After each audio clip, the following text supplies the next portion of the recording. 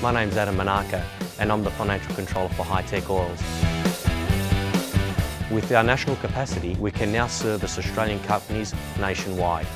Of late, we have now expanded into the New Zealand market. Here at hi-tec Oils, we receive premium base oils and premium additive packs. Together, with our highly trained staff, we manufacture over 500 premium quality products. hi-tec Oils is Australian made and Australian owned.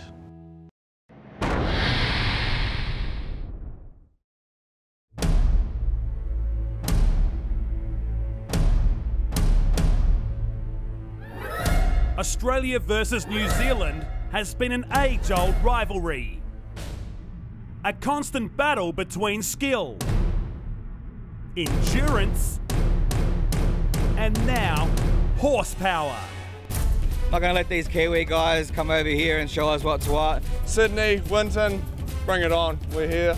Let's have some fun and have some battles. We go hard, and no matter what happens, we're happy to damage any car to get anywhere. Australia's top 8 drifters will take on the best that New Zealand has to offer. Welcome to round 1 of the hi-tec Oils Trans Tasman Drifting Championship.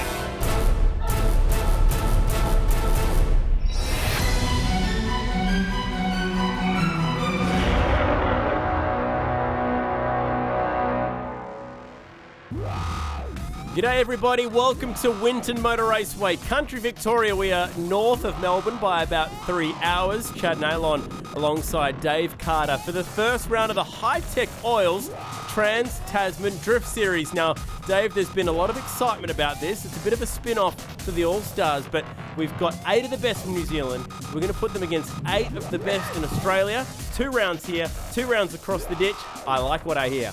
Yeah, it's a really exciting place to have the first round. I mean, a lot of even the Australian drivers haven't been to Winton in quite some time and many years. And of course, the Kiwis are coming over, battling not only a new track and some of them backup cars or freshly built cars for this series, but also the Australian conditions. I mean, a heat on track completely changes the way these guys drive, and there might be a bit of a home ground advantage. Let's check out how the teams line up. Bo Yates, who is undoubtedly one of the best here. Don't almost go as far to call him our team captain. Scott Shemry. We've got a couple guys subbing in for broken cars this weekend. Arbolino, Atkins, Edwards, Billick the subs, and Tui and Cameron Motor will be flying the flag for Team Australia.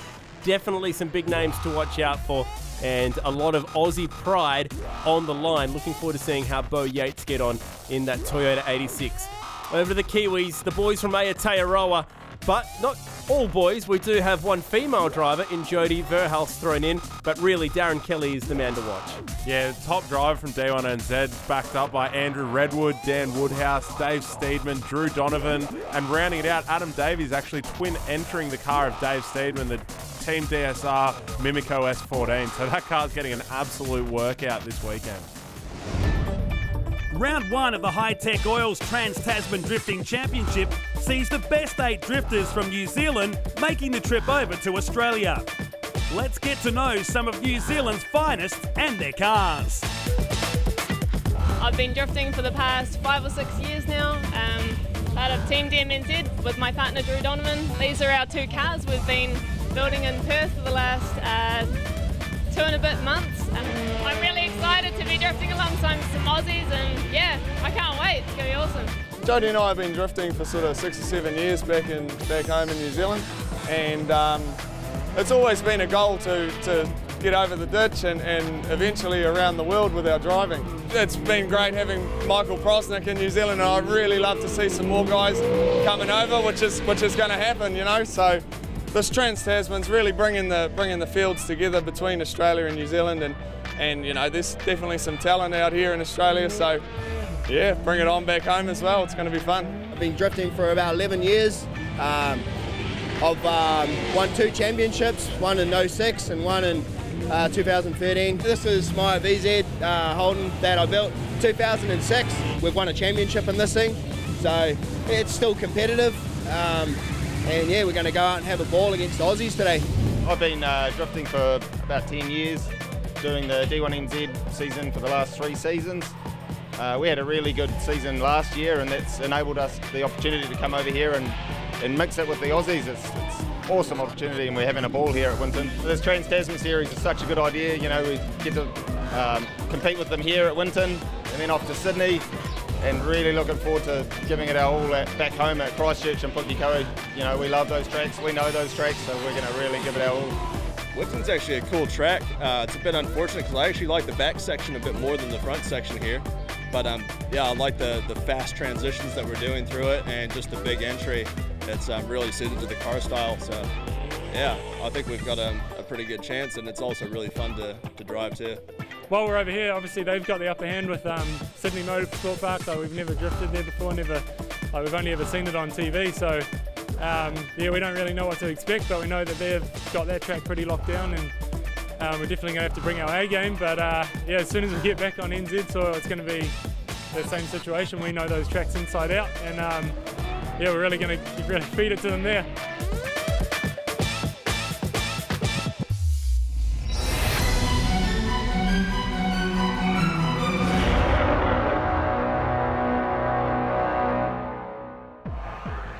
And so Winton it is. That's the location for our top 16. The first ever round of our Trans Tasman series, thanks to hi-tec oils. We're going drifting. Australia versus New Zealand. Anzac Spirit on hold just for a moment. And time to check out some of our top 16 highlights. It's quite simple. We pair them up, Aussie versus Kiwi, the whole way through. Yeah, the ladder was actually decided on the hi-tec drift all-stars standing of the drivers versus the D1NZ standing. So first battle here, Rob Arbolino subbing in for James Abbott up against Jody Verhurst. Very quick drive, actually leaving that V8 Supra in the dust and in the chase run again, putting a lot of pressure on Jody there. So Arbolino moving through to the top 8. This was big. Steedman versus Moat. We would have assumed that with Moat's amazing form that he's in at the moment that he would just walk on through, but Steedman got the nod, and then Moat did enough to say, okay, we're going to have a rerun. It wouldn't be the only rerun. We send him out, Steedman again gets the advantage. Yeah, really dialed driver, Kiwi over here from New Zealand. Seems to absolutely lap it up out in front, really kind of throwing Camo a bit off his game there and going for a third rerun. No advantage between the two. Cameron out in front there seems a lot more aggressive on that entry there, but Steedman really nailing the proximity, and that's why the judges awarded him a spot in the top 8. Very cool indeed to have this guy in the country. Fanger Dan, we absolutely love to have the big names, and it's Dan Woodhouse up against Gavin Edwards, and amazingly Edwards putting the Century's Batteries car back on the boat in New Zealand, so to speak. He's a goner in the first round. Yeah, New Zealander battling in Australia in an Australian car. Unfortunately got knocked out early. Another Aussie trying to defend the title was Glenn Atkins, but this was a really interesting one. Two V8 powered cars. Andrew Redwood in the FC RX-7, Brad Toohey in the 8.6, and I mean, Redwood's speed is just absolutely phenomenal here. Watch how snappy he is through these transitions back. It's just a really quick car, and he deserved that spot. Darren Kelly, the best from NZ, very close with Ant Billick. Advantage to Kelly on that time through, and a little bit of damage to the rear bar on that car. And it just looks like the Skyline just monsters the smaller Nissan around the track, doesn't it? And getting the win. So Kelly going through to be a part of the top 8. Now, this is the big news item of the day. Adam Davies and Scott Shemry. The first time through, advantage Davies, but there was some big drama around this. Yeah, Davies driving the Mimico S14 of Dave Steiner. You can see here as they go for a switchback, a little bit aggressive going for a spin, and Shemry left with no option. You know, it's either the car or the wall, and being a super nice guy as he is, Shemry picked to drive the car into the wall there rather than hitting and ruling out a New Zealand competitor. Yeah, he saw what was happening in front of him, threw the car off the road to avoid contact. Check out the impact though, nasty stuff. Oh. You can see how split second these decisions are as a driver. I mean, looking into the smoke screen of the car in front, he's decided to keep the lock on and go into the wall, and well, he assessed the damage with something of a wry smile to the crowd. That's how they line up for the top 8. Bo Yates versus Drew Donovan. Redwood and Steedman, now that's an all-Kiwi affair. Edwards and Shemry. Now, Shemry got the nod. Dave has a bit of news about that one. Arbolino and Darren Kelly. So you would assume that after a nasty crash like that one, Shemry would be a goner, but not with Shemry. You know, he's got a really dedicated team there, and these guys just absolutely rattled away on it over 20 minutes to actually put a whole new rear end suspension setup in that car and make it through to the top 8 battles. But we'll see that in a sec after Bo Yates versus Drew Donovan. The Achilles Radials 86, running new tyres now. He had his own nasty crash at Sydney Motorsport Park, running a bit of a demo show alongside the V8 Supercars back in August. And I tell you what, he has left Donovan in his smoke trail. Advantage Yates, no surprises there. Let's ride on board with one of our Kiwi visitors. Donovan chasing there, just leaving a bit too much of a gap for a driver like Bo, who's obviously going to pack that speed on throughout the corners. And as he comes out onto the straight here, Bo's practically across the finish line.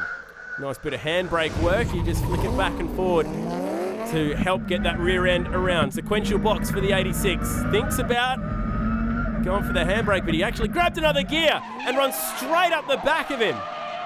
What happened there?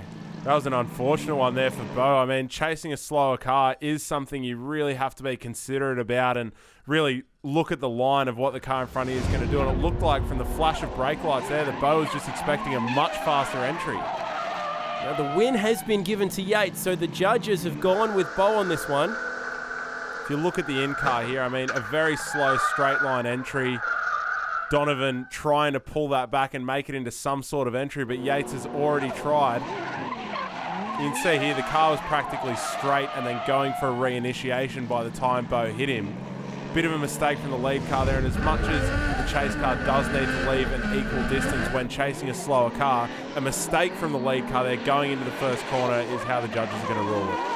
Okay, Darren Kelly, D1 NZ champ. Definitely one of the best from across the ditch. And Arbolino, who's playing the sub role today. Yeah, subbing in. He's a driver who's been in the scene for many years, you know, steps in and out of these competitions, actually spends the majority of his time building the quickest RB30s in the world for Matooks Racing. And you can see here when he does get a chance to get in the seat, a really clean chase driver, but up against the D1 NZ driver there of Darren Kelly, I mean, given a little bit of an advantage purely due to that gap at the entry, and then again the width of the exit there coming onto the straight. Darren Kelly going much further out. Let's see how Kelly goes in the chase.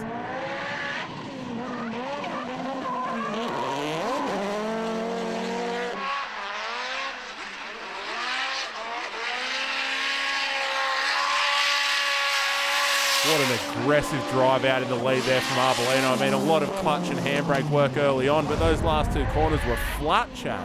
Replay once again. Backs it in. You can hear the tyres complaining. And it's from this point onwards that you're pretty much committed. One or two slight movements of the handbrake, but really it's about the right foot all the way across. And Arbolino getting the win too, so that's big news.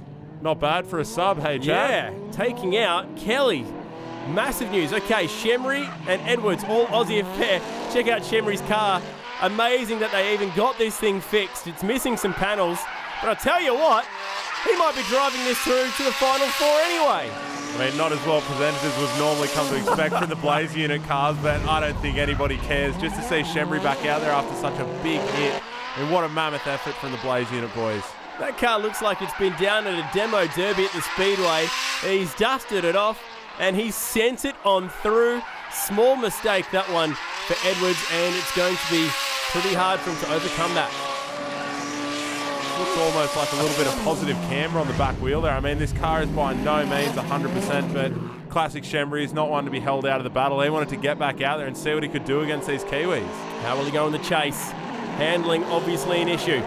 Before getting to the Kiwis, obviously the barrier there is Gav Edwards, and he is not one to give up a position.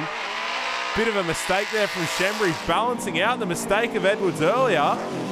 Was that enough to get Edwards back in the game? Only the judges will be able to answer that one for us. And it will go the way of Shemry. So Shemry does enough to get the win despite this little error right here.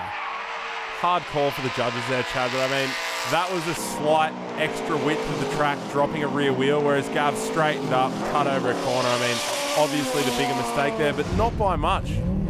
All Kiwi affair this one, Andrew Redwood and Dave Steedman.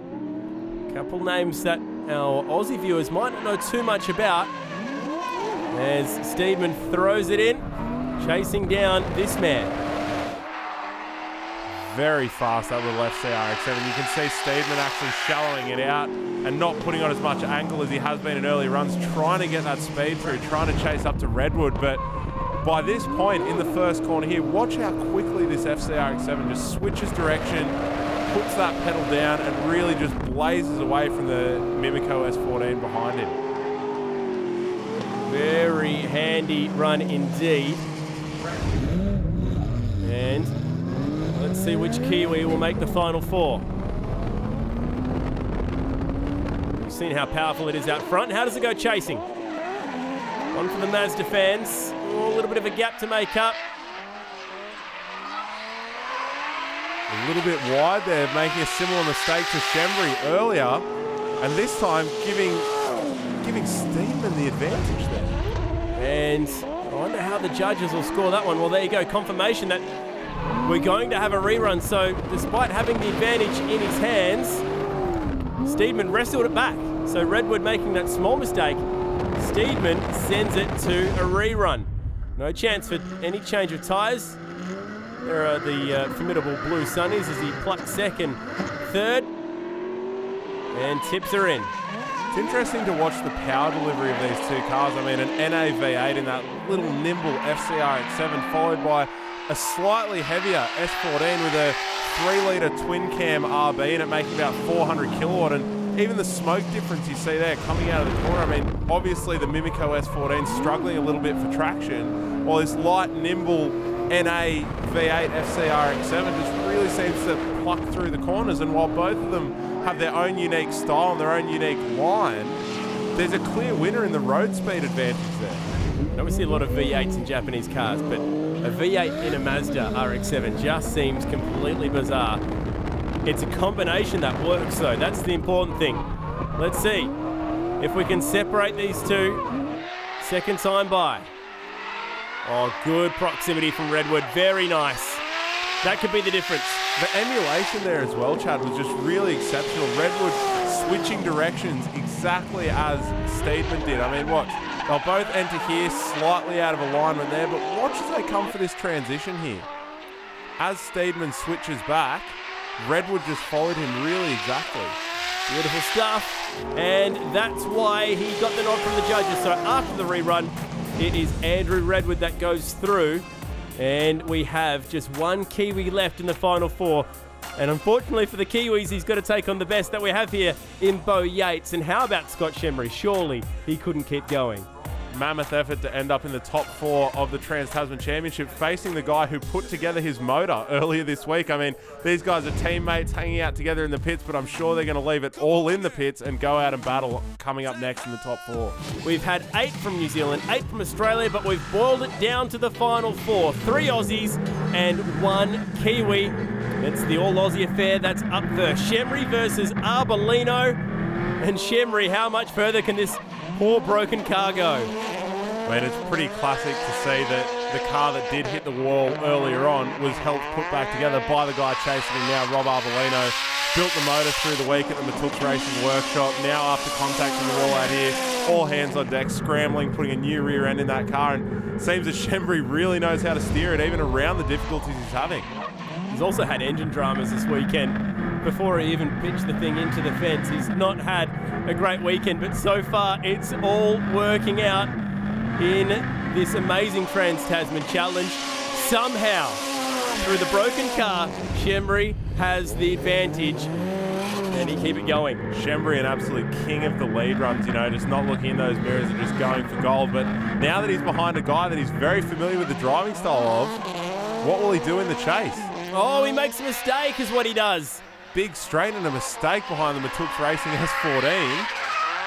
Practically handing that to Rob Arbolino. I mean, Shembry got the advantage in the first round through, but now Rob maybe set up for a rerun. Wow.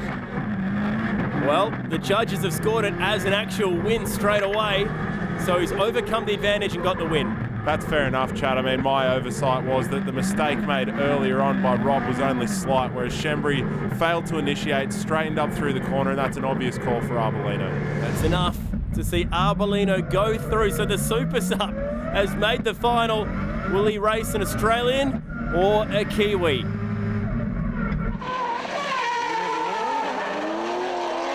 Nice and deep in that first clip. That's what the judges want to see. Redwood a little bit shallow to the second clip. Wants to try and close that gap up over the curb. And maybe that's enough to send Yates with an advantage onto the next run. We'll see in the Achilles replay here that as much as Beau was really deep and online and lots of angle, Redwood seemed to just be floundering in that chase position. As much as he was quick and there were no bobs backwards and forwards, he was just shallow through that whole inside section, trying to keep up with Beau and even hopping the gutter there and not quite going the track edge, just really trying for that proximity that's so difficult to get behind a high-powered car. So no advantage and still all to play for. Look at that little Mazda skip away. Yeah, real drag race off the line there. Beau obviously keen to chase up though, closing that gap by going shallow through the first corner and then coming up on the rear bumper of Redwood there, and as they come out onto the straight, Redwood possibly getting a little bit of a gap, but at the sacrifice of angle, really gripping up there, trying to get a straight run up the hill. Confirmation coming through from the judges. It will be Beau Yates taking the win, so we're headed for an all-Aussie final. The Kiwis have been stopped in the top 4. Top 2 spots going to be fought out by Rob Arbolino, the sub in this Trans Tasman Drifting Series, up against Beau the Show Yates. The 3rd and 4th battle between Shembry, the absolute battler of this series after hitting the wall, coming up against that fast little FC of Andrew Redwood. Yeah, unlucky Andrew Redwood. That could have gone either way after the no advantage first time through, but Yates just doing enough. And what a huge story that is. Arbolino invited in and now in the final. Hit it. Yeah. Do it like that.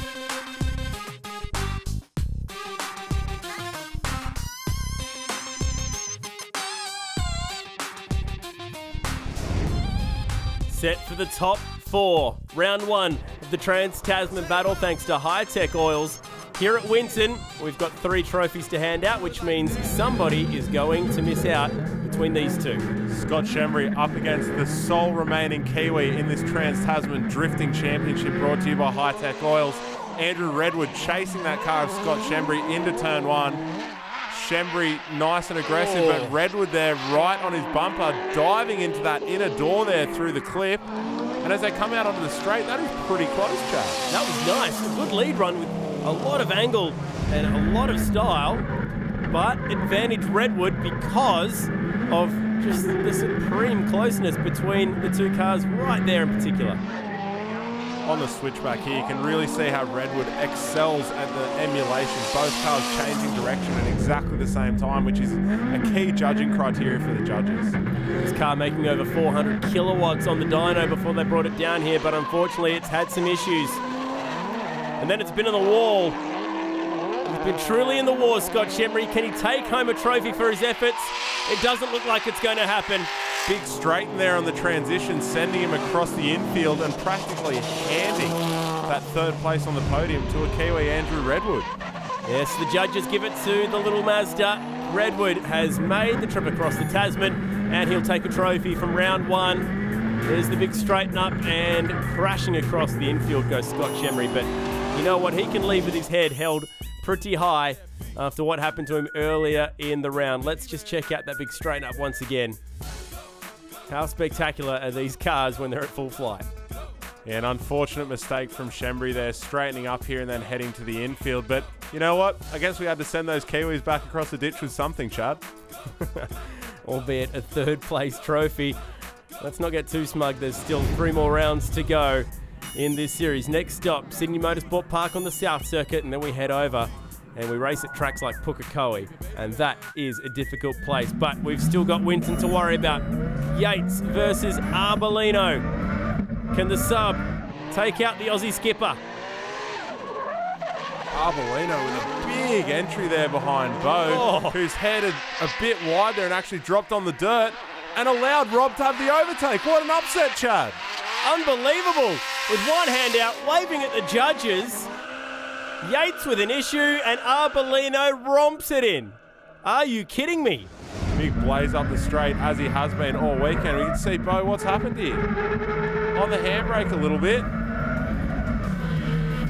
Some sort of loss of power, or maybe not going down the gears quite quickly enough there, but it looks like a bit of an odd one there, Chad. There doesn't seem to be an obvious mistake from inside the car. And how good's this? Smoke pouring off the tyres. Arbolino casually just sticks one hand out the window, gets a little bit of the curb while he's at it. That is the sign of a man who knows how to drive. That's some Matooks racing showmanship style right there. I mean, these boys build quick cars, but they know how to drive them as well. So all this means for the points that, amazingly, Abbott is our points leader with Arbolino, who is subbing for him. So not a bad way for your sub to come in and help out your championship campaign. Bo Yates, with those issues, is still looking good in second. Don't write off names like Shemry, Kelly, Edwards. Still some big names to watch out for. I mean, it's a serious series, Chad. This is only the first round of a 4-round series of the best from Australia and the best from New Zealand coming head to head. Yes, in some backup cars in Australia, but in New Zealand, these guys are going to be bringing their A game, and I cannot wait to see it. But first, Sydney Motorsport Park out on the undulating South Circuit. It's sure to be a cracker of an event. Dave, thanks for joining me here at Winton. And yes, we cannot wait to see you all at Sydney Motorsport Park for round 2 of the Hi-Tec Oils Trans Tasman Drifting Championship. There's more to come of today's show after the break as we head to Queensland Raceway for our continued round 3 coverage of the Swan Super Series.